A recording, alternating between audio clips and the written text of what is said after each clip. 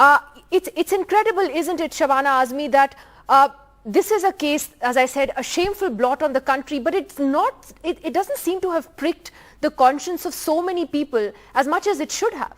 Don't you think? It takes me completely by surprise, because when this happened, I just expected that there would be such an outpouring of outrage. And so I waited for 2 days, 3 days, and there was such little visibility in the media, in any kind of discussion. And then one day I was sitting with some people that I knew, some I didn't know, and the Bilkis Bano case was talked about. And they said, but what's the big deal? They have already served the sentence. Ab kya shor machana? And they weren't even fully cognizant of what had happened. They weren't even aware that these 11 convicts had been released. And I was just stunned that this could happen. And so that's why I got up and joined that thing. But even now, I think there isn't enough understanding of the injustice and the horror of what has happened. These people have been released, 11 convicts have been released, and then they are felicitated and laddus are being distributed. What is the signal we are giving in society? What is the signal that we are giving to women? We have a government that professes Nari Shakti on the very same day. And this is what happens.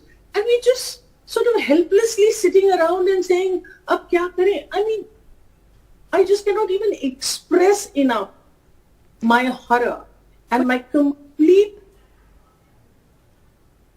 inability to understand that this country came out, all of the country came out on the streets as they should have in the Nirbhaya case. And then why this complete silence in Bilkis's case? Why do you think that is? I mean, if you had to put your pulse on, it, why do you think that's the case? Why are people seeing it differently? It's because her name is Bilkis? What other conclusion that one can come to? What other conclusion? You know, it's really, really sad, because I just don't want every single debate only to be reduced to a Hindu-Muslim one. Much of that is happening in the country, and I don't think that it's really winning the brownie points for anybody.